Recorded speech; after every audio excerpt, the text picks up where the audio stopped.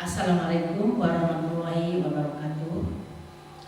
Pertama-tama marilah kita panjatkan puji dan syukur kehadirat Ilahi Rabbi bahwasanya kita pada hari ini masih dalam keadaan sehat walafiat. Salawat serta salam semoga dilimpahkan ke junjungan alam Nabi besar Muhammad Sallallahu Alaihi Wasallam. Anak-anakku yang berbahagia, kalian merupakan anak-anak yang beruntung. Kalian harus mengucapkan syukur alhamdulillah karena pada kesempatan ini kalian sudah terjaring untuk bisa masuk. Ini merupakan sebuah keberuntungan bagi kalian dan mohon keuntungan ini harus dimanfaatkan dengan sebaik-baiknya. Pada kesempatan ini, Ibu akan memberikan materi tentang kesadaran berbangsa dan bernegara. Di era globalisasi saat ini, memang bagi bangsa Indonesia mengalami tantangan yang cukup besar.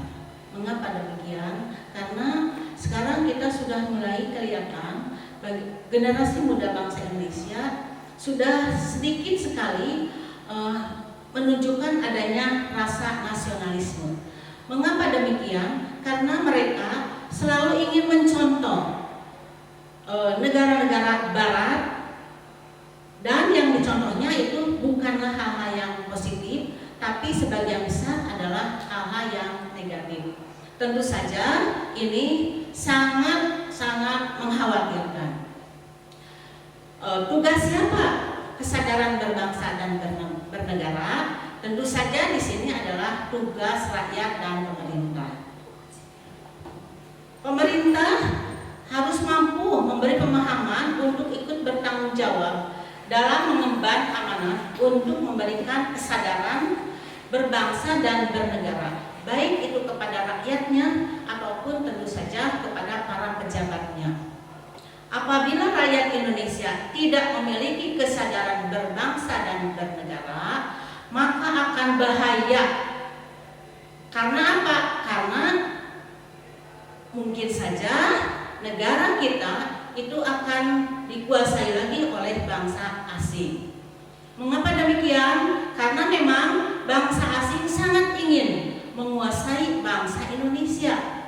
Seperti contohnya dulu, kita sudah merdeka, tapi kenyataannya memang negara-negara lain masih ingin merongrong kemerdekaan bangsa Indonesia.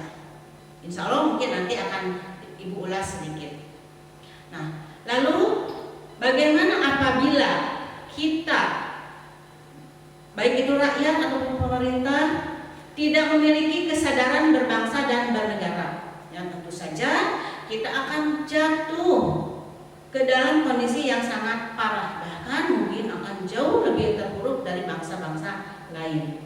Padahal tentu saja kita adalah sebagai bangsa Indonesia, bangsa yang besar, bangsa yang memiliki sumber daya alam yang begitu banyak, itu harus dijaga oleh rakyat dan pemerintahnya.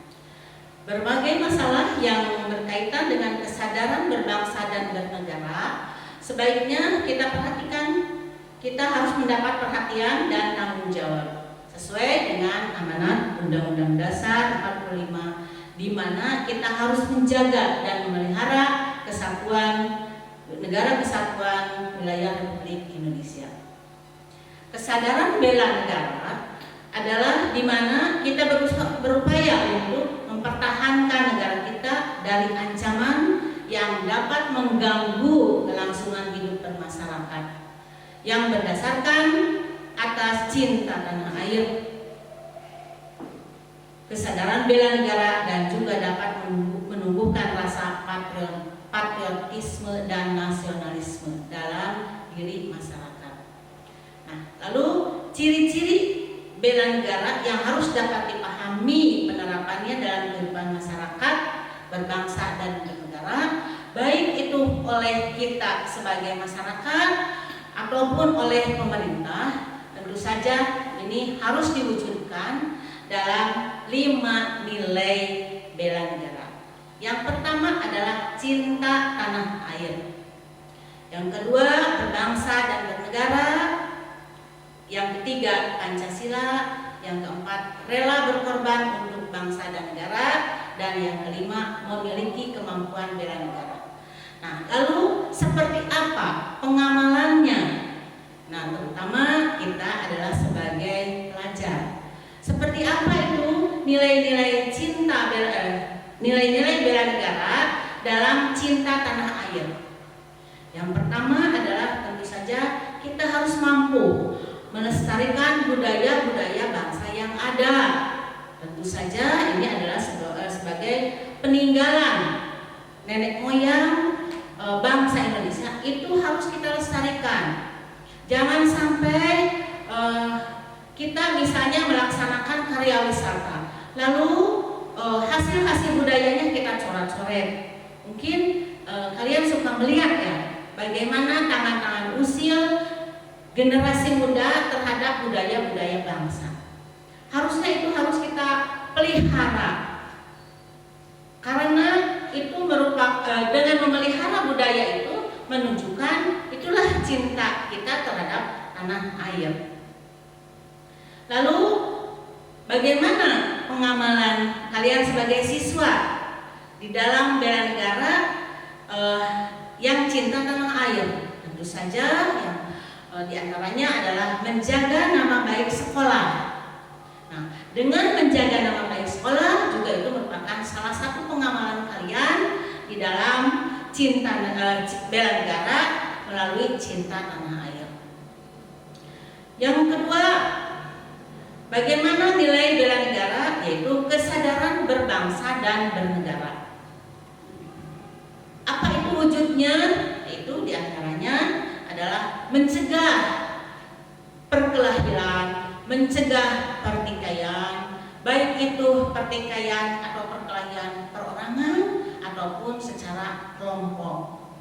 Nah, lalu bagaimana wujud kalian sebagai pelajar untuk mencegah adanya perkelahian? Ya, tentu saja kalian jangan memiliki sifat yang egois, menghargai teman. Itu adalah salah satu upaya untuk mencegah adanya perkelahian, baik itu perorangan ataupun kelompok. Nah, dengan kalian sudah mencegah perkelahian, berarti kalian sudah menerapkan kesadaran berbangsa dan bernegara dalam kehidupan di masyarakat. Lalu yang ketiga adalah Pancasila. Kita tahu adalah Pancasila sebagai dasar negara. Tentu saja di sini Pancasila adalah sebagai alat pemersatu bangsa. Dari Sabang sampai Merauke semuanya mengakui bahwa Pancasila itu adalah sebagai dasar negara. Kalian harus rela berkorban untuk mempertahankan Pancasila. Lalu yang keempat, rela berkorban untuk bangsa dan bernegara. Nah, seperti apa wujud dari rela berkorban untuk bangsa dan bernegara? Tentu saja Ibu tidak akan memberikan contoh yang lain, tapi Ibu akan memberikan contoh bagi kalian sebagai pelajar. Seperti apa? Saya mau rela berkorban untuk bangsa dan negara. Seperti apa ya wujudnya? Nah, silahkanlah kalian misalnya dengan cara kalian merelakan waktu untuk belajar dengan bersungguh-sungguh. Apalagi misalnya nanti pembelajaran, ya syukur-syukur pembelajaran kita nanti akan ada tatap muka. Tapi apabila pembelajaran nanti masih PJJ, sok silahkan kalian gunakan waktu belajarmu dengan sungguh-sungguh. Jangan sampai terulang seperti waktu-waktu yang lalu. Banyak diantaranya waktu itu digunakan tidak untuk belajar. Sehingga pengamalan bagi kalian untuk rela berkorban untuk bangsa dan negara diantaranya adalah untuk merelakan waktunya untuk meraih prestasi. Seperti apa? Ya silahkan waktu kalian gunakan sebaik-baiknya untuk belajar. Apalagi misalnya nanti pembelajaran, ya syukur-syukur kalau pembelajaran secara tatap muka itu bisa full di sekolah. Tapi apabila pembelajaran misalnya dilaksanakan melalui PJJ atau daring, tentu saja itu kalian harus gunakan waktumu dengan sebaik-baiknya. Kalau pada masa belajar misalnya jam 7 sampai jam 12, itu silahkan gunakan waktunya untuk belajar. Nah, dengan menggunakan waktu dari jam 7 sampai jam 12 untuk belajar, berarti kalian sudah melaksanakan rela berkorban untuk bangsa dan negara. Itu ya, Ibu akan memberikan contoh secara yang nyata saja. Lalu yang kelima adalah memiliki kemampuan bela negara. Seperti apa memiliki kemampuan bela negara bagi kalian? Tentu saja adalah yang pertama adalah menjaga disiplin.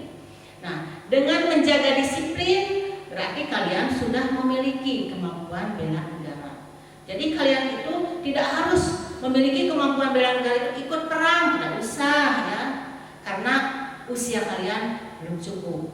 Nah, sekarang silahkan saja dalam kehidupan sehari-hari memiliki kemampuan bela negara, diantaranya silahkan disiplin. Nah, diterapkan dalam hal apa? Ya belajar, misalnya dari jam 7 sampai jam 12, gunakan itu waktunya untuk belajar. Lalu yang kedua, ulet. Seperti apa ulet? Di sini bukan ulat ya, bukan ulat binatang, tapi ulet. Seperti apa itu ulet? Ya, kita harus terus tekun belajar. Apabila belum bisa, silahkan pelajari. Kalau misalnya tidak bisa, tanyakan. Itu adalah sesuai kepribadian yang ulet. Kalian tahu Jepang, bangsa Jepang? Ya, mungkin kalian tahu. Bangsa Jepang keberhasilannya itu adalah karena memiliki keuletan yang tinggi. Silahkan itu contoh ya. Lalu selanjutnya adalah bekerja keras dalam menjalani profesi. Nah, tentu saja profesi kalian adalah belajar atau pelajar. Nah, silahkan kalian bekerja keras untuk meraih cita-cita kalian. Nah, untuk saat ini tentu saja kalian itu adalah apa yang dicita-citakan kalian harus tercapai. Itu diantaranya nilai-nilai bela negara. Di sini Ibu contohkan bagi kalian karena kalian adalah sebagai pelajar. Ibu tidak akan mencontohkan hal-hal yang jauh lah ya. Lalu sikap mencintai bangsa dan negara ini bisa kalian tunjukkan dengan sikap nasionalisme. Apa itu sikap nasionalisme? Adalah sikap mencintai bangsa dan negaranya sendiri. Kalian cinta tidak terhadap bangsa dan negaranya? Tentu jawabannya iya. Nah, di sini sikap nasionalisme ada dua macam.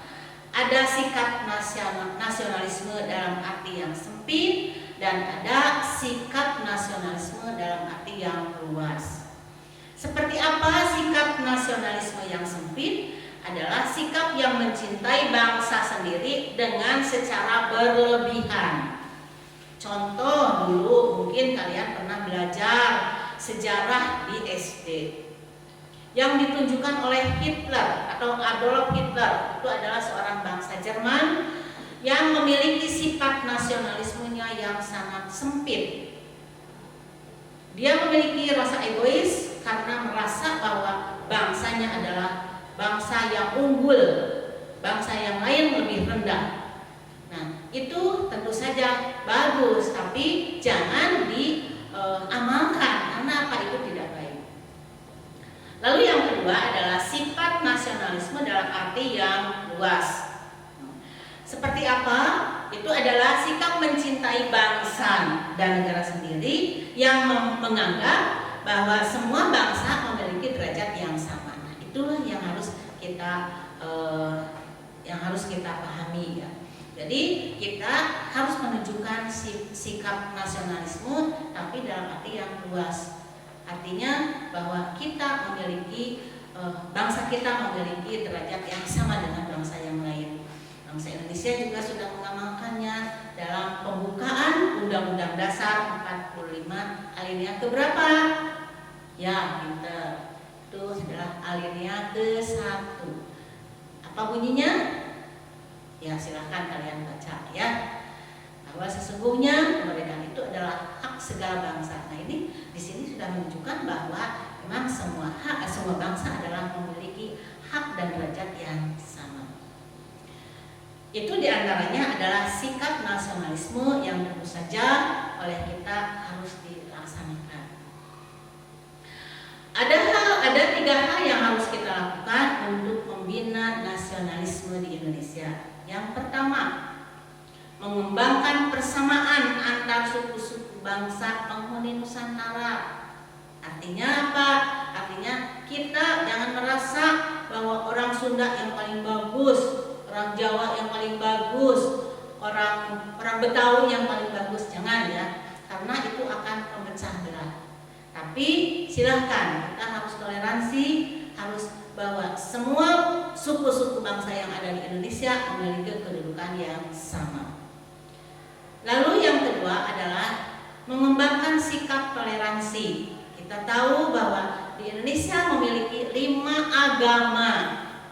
Ada Islam, Kristen, Protestan, Hindu, Buddha, dan yang lain.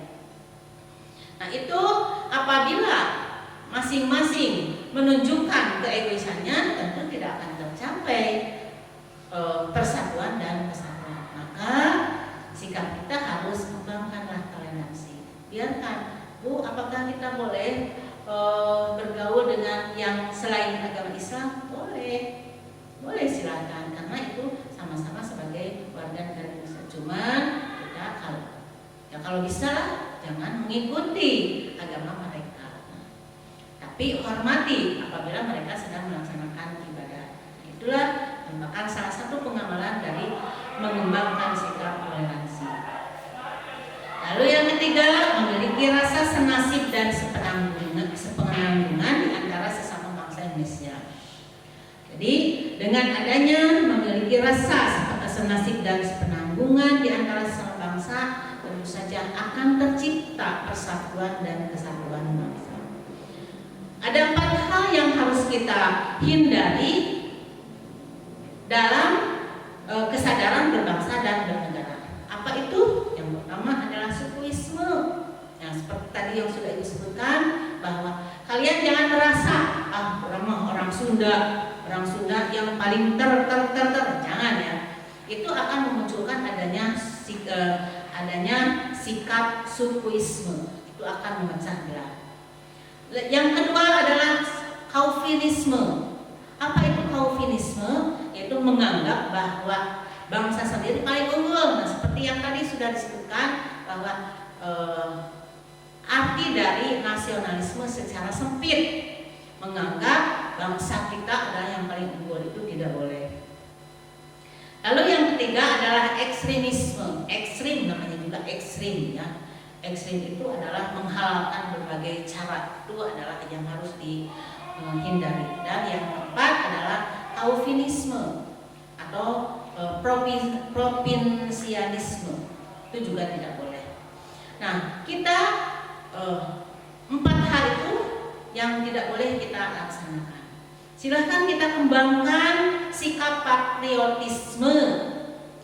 Karena apa? Karena sikap patriotisme itu sudah muncul sejak bangsa kita itu dijajah. Kita bisa melihat bahwa sikap-sikap patriotisme pahlawan kita itu yang harus kita contoh. Mungkin kalian bisa mengurutlah pahlawan-pahlawan yang memiliki sikap patriotisme terhadap bangsa Indonesia. Contoh misalnya Sultan Hasanuddin. Seperti apa Sultan Hasanuddin? Itu dari daerah mana? Mungkin kalian bisa jawab.